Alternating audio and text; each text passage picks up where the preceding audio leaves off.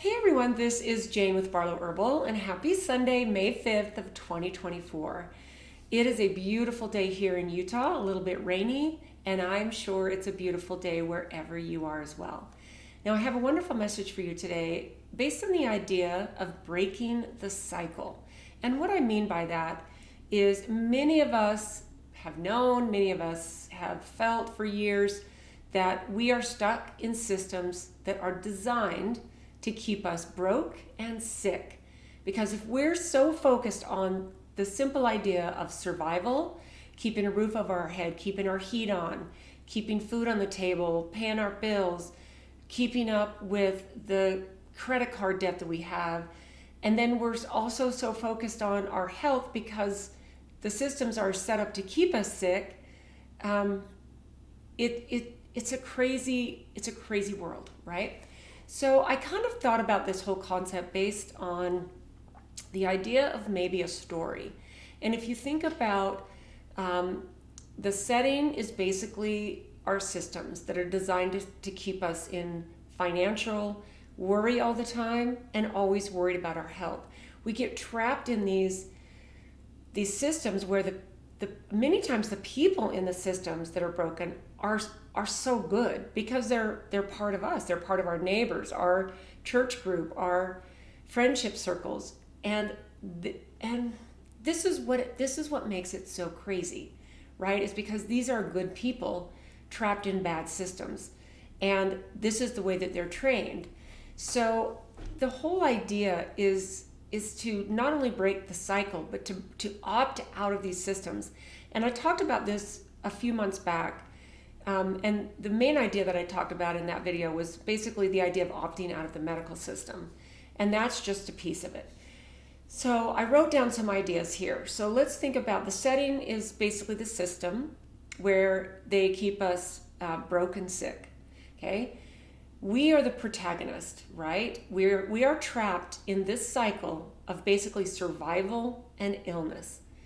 And I think almost everybody that is listening to this can relate to this on some level. Even if you've broken out of it, you find yourself in a place where you understand that there's abundance for everyone, and a lot of that depends on the state, not just of your mind, but the state of your physical wellness.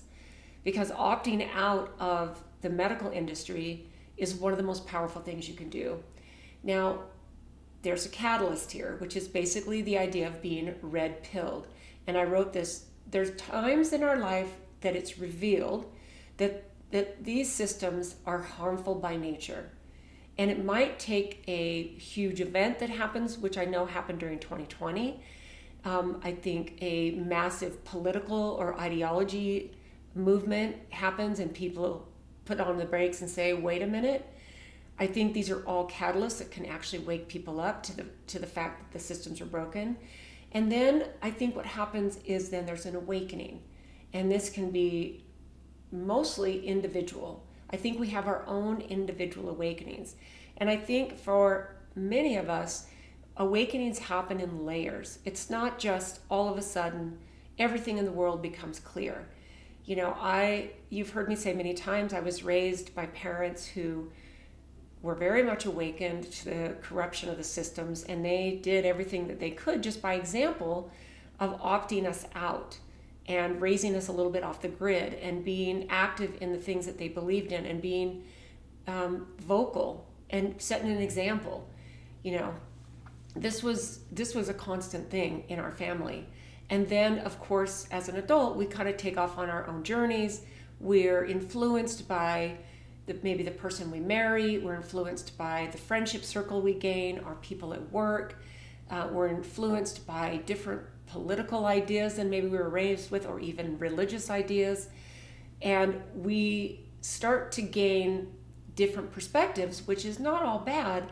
But a lot of times what happens is when you have a very strong foundational layer of being an outsider, opting out of the systems as a child, and your parents model that for you, and then you get kind of caught in the systems because this is where you got a job, this is the person that you married, and their belief systems have such a huge impact on us that it's very easy to get caught in them.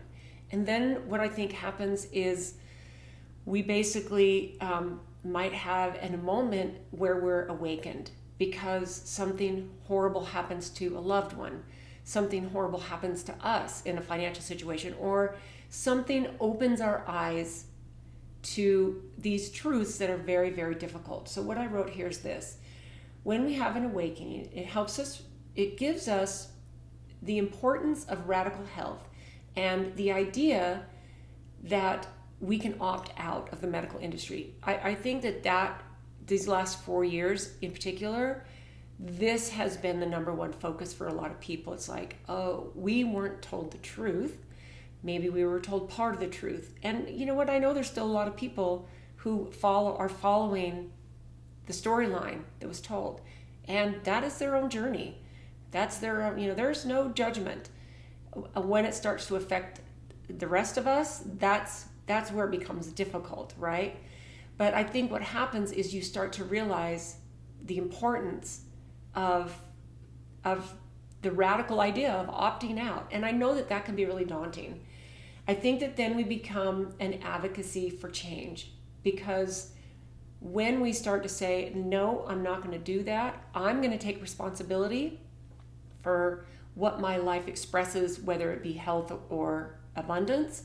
I get to take responsibility. I don't get to play the victim.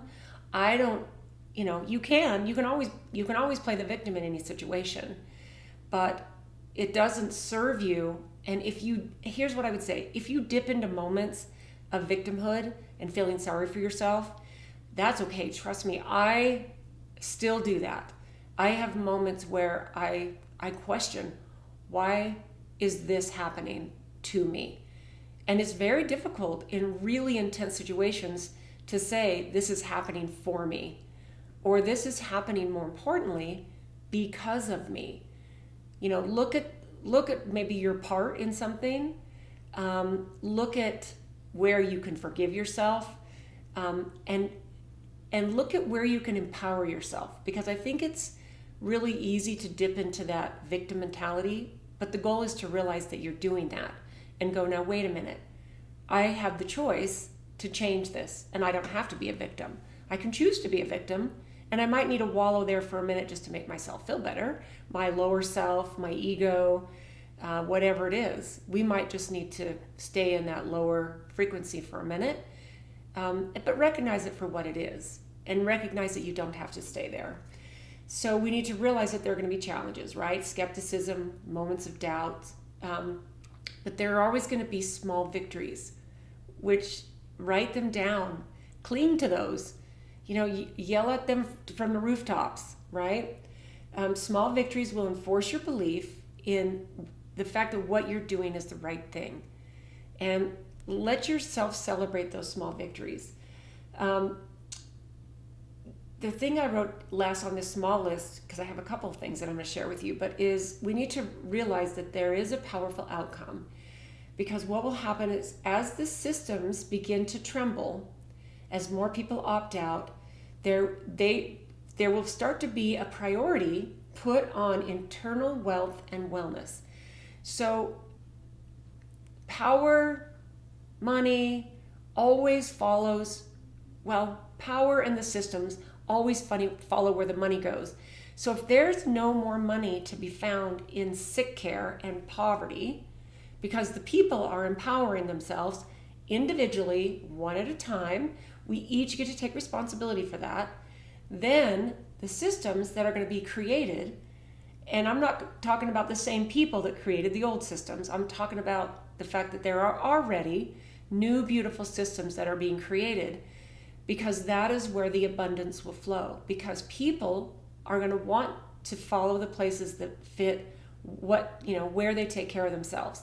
One of my favorite things to do is to support, there's a local place, a fresh juice place that's very close to my house, and I've kind of dipped in and out of juicing as a place will come open, and for some reason they don't stay in business a long time. And I think that's, not for some reason, it's because a lot of people don't frequent it, not enough business. And then another juice place will pop up, and I will frequent that, and I will put my money where my mouth is. because as you know, something like juicing is very time consuming. And while I still juice, I don't juice every single day because it's so time consuming. So I frequent this little juice place that they fresh squeeze your juice while you wait for it. There's different options. You can do, a beet heavy juice. You can do greens. You can do a wheatgrass shot. You can do a turmeric inflammation shot. You can do all kinds of amazing things.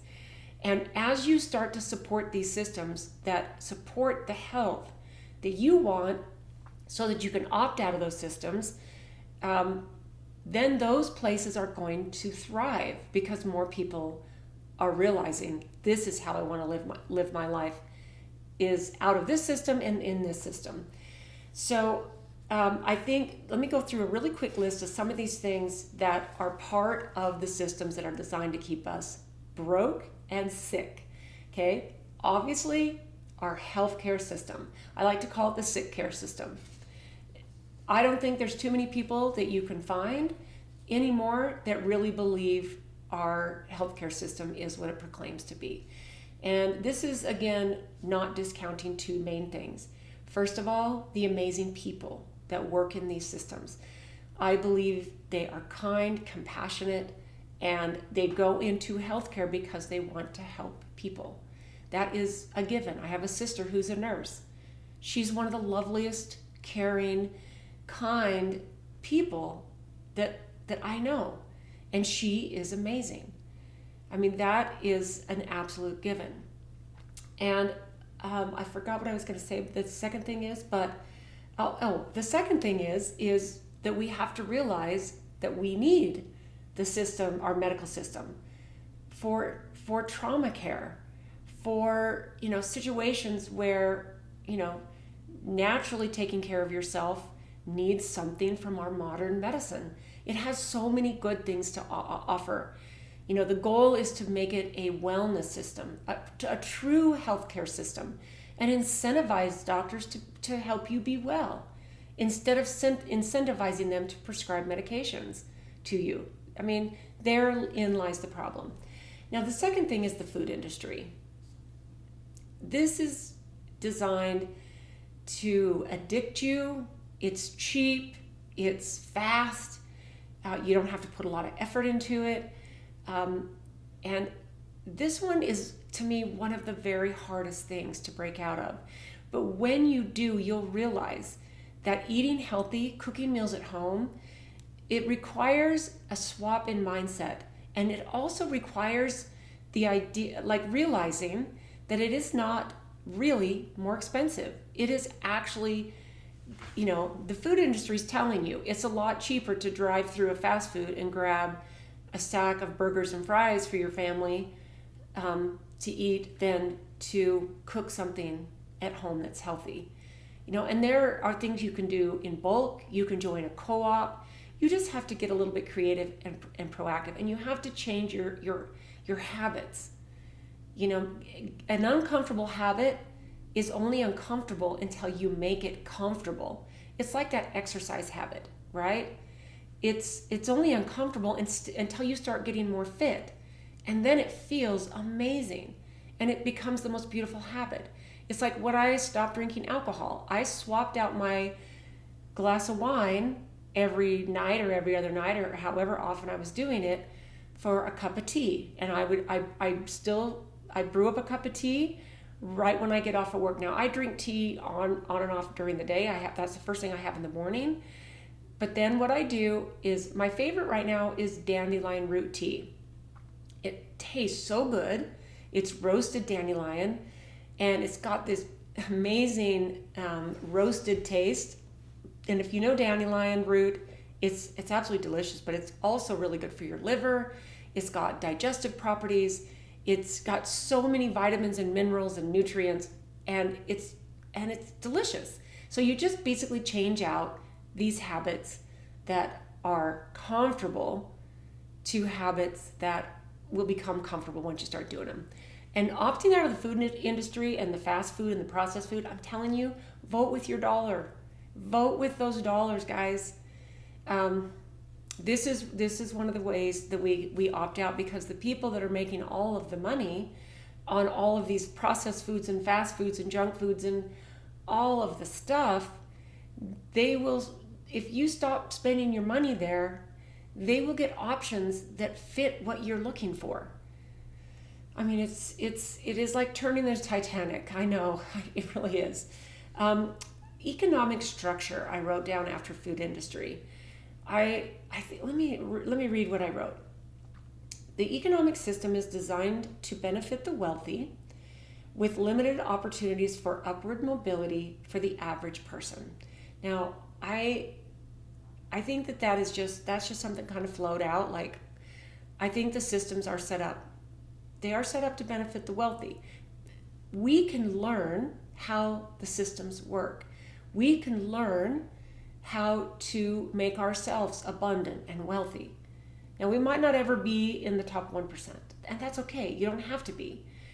But we have access to so much information as far as how to learn how to invest, how to learn how to save, how to learn how to get out of credit card debt. There's always ways to do this. And then I went on for this. Low-paying jobs with minimal benefits really are the norm. I get it. Making it difficult for many of us to afford healthy food, quality health care, and opportunities for education and personal development. So I think that is the way the system is set up. But I also believe that there's never been a better time to be alive with the opportunities for learning, for education. I have nothing against higher education, but I didn't go to college, and I'm not saying that college is bad. I'm saying that from what I can see, most college graduates, unless you have a specialty, like a trade, like you're going to be a dentist, or you're going to be an attorney, or you're going to be an electrician, even that doesn't require a 4-year degree or beyond. But most people who come out of college come out with a degree they can't use, and also a massive load of debt. And I think that that needs to change. And I think we need to, well, that's a whole nother topic. And I think that could trigger a lot of people, because that's their mindset. Go to college, go to college, go to college. And I'm certainly not dissing college, you know. I have siblings who are highly educated, went through college. My dad was college educated. My mom and dad met in college. You know, this is not something to discount, but this is something to take a really good look at. Is this going to get you what you need to be financially abundant in the real world? Because most college graduates right now in 2024, I know it's over 50% if you were to do any kind of research and stats, they aren't using their degree when they go get a job. So they have a job that they didn't get an education for. And of course, there's all kinds of other arguments for going to college, like the social structure and all of that. So again, I know this could trigger kind of an intense debate or situation, but take that for what it is. And maybe this would be a good place to put in the comments what you think about that. Does that make you go crazy when someone says you don't need college? Unless it's for a specific trade. Yes, you're going to be a doctor or a dentist. You're going to be whatever. Something that requires a degree, then yes, that's different. Okay, this is really huge. Advertising and media influence. This is so big, guys. And I harp on this and talk about this all the time. Our phones at this point know what ads to give us in our social media, when we're watching YouTube, even when we might turn on and watch a movie on Netflix or Amazon Prime or wherever we watch our stuff. Our phones listen to us. Because if you've noticed, you could be talking about something with a person, not even have your phone on, but just there. And when you go open up, say, YouTube, there's an ad for that thing you were just talking about. This is powerful for the people that want to keep us stuck in these systems. So we need to realize the influence of the media and the advertising. It's very powerful. Now, the last one I wrote here is we need to realize that the pharmaceutical industry has its place. I know people who it has saved their life to be on a certain medication. And I know that the people who are probably watching this, I don't need to tell you that, but I will tell you, herbalism and herbal medicine in the Western world, and in particular the United States, this is a really unique situation we find ourselves in, because herbal medicine is technically illegal in the United States. You have to be so careful what you say, claims you make, it always stuns me when a pharmaceutical company can put their drugs on an ad on TV over and over and over again. They can sponsor all of the TV programs. They can lobby our government, and the fines that they've had to pay over the years are simply a cost of doing business to these giant companies. And they can say things that someone that speaks truth about, what I believe as far as herbal medicine, how it can heal us and all of that. I have to watch my words and be very careful. And this, I'll say this with a caveat. I know that we do have to still use integrity when, we don't want to make a bunch of claims that are false. There does need to be some type of regulation, because as human beings, we are a little bit gullible, or a lot. And that's what makes us so easy to control. It is this is where we need to use our own discernment. We need to have those times of meditation. We need to have those times of fasting and prayer and deep inner reflection, so that when something comes at us, we can easily deflect it, and we don't even have to be tempted by any of that.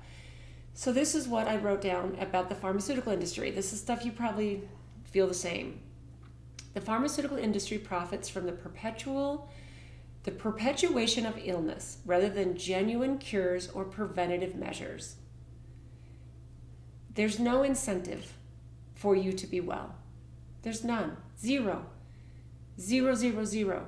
I think from the moment you're born, look at the interventions and the jabs and the things that we do to babies.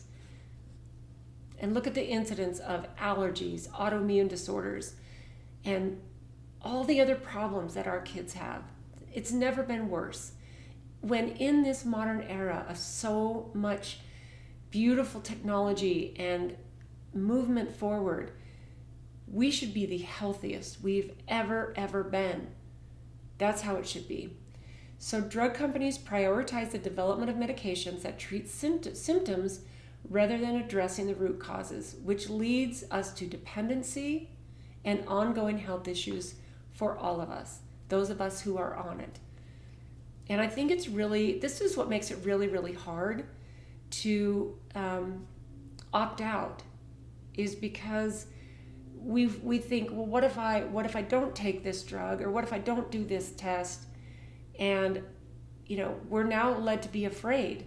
We're led to be afraid of our own health and our own, well, what if something bad happens? This is where the piece that comes in, that's like our belief systems, right? If we believe that we're a victim to our genetic predisposition, we're a victim to the things that we can't control, then our body expresses that. Our body expresses it. Okay, now the very last thing that I want to just share with you is some of the reasons, and here's what I wrote. Here are some of the reasons I believe that many people avoid waking up to the truth of these broken systems. I've talked to people in a couple of people that are close to me in a bit of, and sometimes it's gotten a bit heated over the years. And what it's boiled down to two people that are close to me as these conversations continue is that it's easier to keep my head in the sand. I've actually had a person tell me that twice. I don't want to know. Stop. It's easier to keep my head in the sand. And here's the thing. I get it. When you are awakened to some of these truths, it is painful. It feels like a death of the trust of these things that you think are there to keep you safe and there to protect your freedoms and protect your liberties and protect your health. We think our doctor has our best interests at heart. And are they a nice person? And do they care? Yes, of course they care. And they're nice people. But your health is not their responsibility. And they weren't trained in how to help you be well. And we need to remember that. So here's this little list I wrote. One of the reasons people avoid waking up to the truth is because of comfort and familiarity. It's familiar, it's comfortable, and it's like getting out of bed on a really cold morning to get up and do your exercise before you go to work. That comforter, that pillow, that your bed is so warm. It's comfortable, it's familiar. And the same thing happens with choices we make with food. That's just comfortable. And what happens is most people have the way most people make changes is they have something really catastrophic happen. They get a health scare. They have a big health diagnosis, and it makes them change. Something dramatic happens. Now, this is not with everyone. And the goal is to not let something catastrophic happen so it jolts you out of your comfort zone. That's not the goal. So the second thing I wrote here is there's a fear of change. Oh, humans don't like change. Change is difficult. And we are adaptable, and there are some things that we should fight if they're trying to change things on us that want to lock down our freedoms and, in the context of your safety and your security. Those kind of changes is not what I'm talking about, but we fear change. Here's an example. What if you were a person who needed to lose 100 pounds? What would happen if you became healthy and fit in your body? What would happen in your life? Maybe you're a person who is not only really overweight, but you have a lot of health problems that come along with that. And it stops you from participating in life the way that you really should be participating in life. Maybe it gets you out of working, or it gets you out of co-parenting, or I think, and let me give you an example of why I can really speak to this. So, and I say, okay, I'm going to share this example, and I share this with a lot of love. So my mom had MS for the last 46 years of her life, and she passed away at 74. So that is more than half of her life. My mom was an incredibly kind, compassionate, positive woman. She got married at 18. She had her first baby at 19, and she had me at 20. And then I'm the second oldest of the 11 natural kids that were born to my mom and the 3 that were adopted. So my mom raised, nurtured, fed, clothed. She was an amazing seamstress. She was an amazing woman. And she held together a household of, at one point, teenagers, preteens, grade schoolers, toddlers, and babies. And she was a rock star. And as her life progressed, as she got old, as she got she developed MS, she started having other health issues as well. And because her life was, I don't even know how you would describe it. Because we rallied around her, we loved on her. She was just this incredible woman.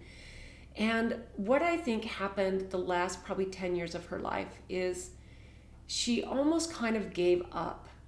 And in a sense, I don't mean her positivity or her love of her children or her kind and compassionate nature. None of that. But I think she really stopped wanting, like, what would happen if she took care of herself. I mean, she was heavy, she was a diabetic. When all this was said, when she passed away, her health was terrible. And she was on a lot of meds. She needed to have help getting in and out of bed and help showering and taking care of her sanitary needs for the last 10 years of her life. And again, I don't say this in any way of judgment, but what would happen if she had to participate differently? And you know what? I don't even know if I'm expressing this the right way. But let me just say this. I think that when we set back on, oh, I don't feel good, I can't go here. I don't feel good, I can't do this, I can't do that. And I don't even know if I'm expressing this the right way. I'm glad that this is 31 minutes in, because I know a lot of people don't make it 30 minutes in. Maybe the way I just want to wrap this up is, when you are brave enough to opt out of the systems so that you can live and participate fully in this life, it's gonna change everything for you. And it might seem like, well, why should I change because these systems are broken? Why does it matter if I change? Well, you know why it matters? It matters for you. It matters for what you can experience as a human being and the beautiful consciousness in this world. Because we're here to experience. And I believe that after we take our last breath in this particular lifetime, we're going to talk about an awakening. I think we're going to go, okay. Oh my goodness. I wish I would have done that. I wish I would have done this. Now, of course, I believe that when we transition, we're not going to be up there in this brilliant place of love and enlightenment, and we're going to be full of regret. I just don't think it works that way. I believe that we came down onto this planet at this time to experience all the things that we can experience in this physical body. And the way that we can do it is by opting out of the system. Break the cycle. This is an old cycle of sickness and ill health and disempowerment of humans by a very tiny group of people who benefit off of us and you being ill and being broke. So this kind of just turned into a bit of a strange, maybe ramble, but I hope that you got a couple of nuggets out of here. This has really been to the forefront of my mind because I've been preparing right now to put myself out there on as many platforms as I can and different podcasts that I'm getting ready to be on to promote my book. I published a book last year. Many of you purchased it. Thank you so much. I had a publisher pick it up, and it's on a boat on its way from the printers, and it is on Amazon and Barnes & Noble. You can go pre-order it. It's going to arrive and be shipped out around the 28th of this month. So 3 weeks, 3.5 weeks. And if you've been one of those people who went on and pre-ordered, again, thank you so much. But one of my main messages is that I want to empower people to take their health to the next level using herbal remedies and herbal medicine, because this allows them to opt out of the system. If you are a healthy, fit human being. The power and control you have over your own life, your health and your finances is massive. And to me, this is one little piece that I can individually do to empower people with that mindset. You know, I always say, if you can take information, say like something, an herbal remedy, that saves you one trip to the doctor, saves you one trip, if you can learn one thing, inflammation and pain, take that. I mean, pain is a $1 billion plus industry. People just getting out of pain. And there are natural ways to do it, natural ways that don't harm you in any way. So if information like this saves you one trip to the doctor, it will pay for itself tenfold. And then you get to start helping your family opt out and empower themselves and start using these things that have been around for centuries. This is how human beings are supposed to take care of ourselves. And these systems are set up to work against you. And that's the bottom line. You know, take it for what you will. If it feels like that's offensive, then you can take this message and just set it to the side. But this I know to the very core of me. And I do my best. I don't always succeed. I am not perfect at it, but I do my best to practice what I preach. And, you know, I'm not on any medications. I had a huge knee surgery in 2022. I had a big knee replacement. And this is the use of modern medicine and modern technology that can help us have longevity. We have to know how to navigate the system. And for me, I didn't go with the first orthopedic surgeon I saw. It was the third one. And it took me a long time to come to the decision to actually do it. It's the first surgery I'd ever had. So it's not about opting out to the point where you do your damage to yourself. Anyway, I'm kind of going on and on about the same things. So I hope some of this resonates with you and gives you a little scoot of motivation to make changes that are uncomfortable and make them comfortable. You know, opt out of these broken systems. Do the hard stuff. Be willing to suffer a little bit. And I'm talking about getting out of a warm, toasty bed an hour earlier before you go to work or before you start your day so that you can exercise. You know, do that. You know, be willing to do the hard stuff so that you can get to the good stuff. So thanks for watching, guys. Thanks for tuning in. And I'd love to know what you think about this. So I hope you have a brilliant, beautiful day, and we will see you next time.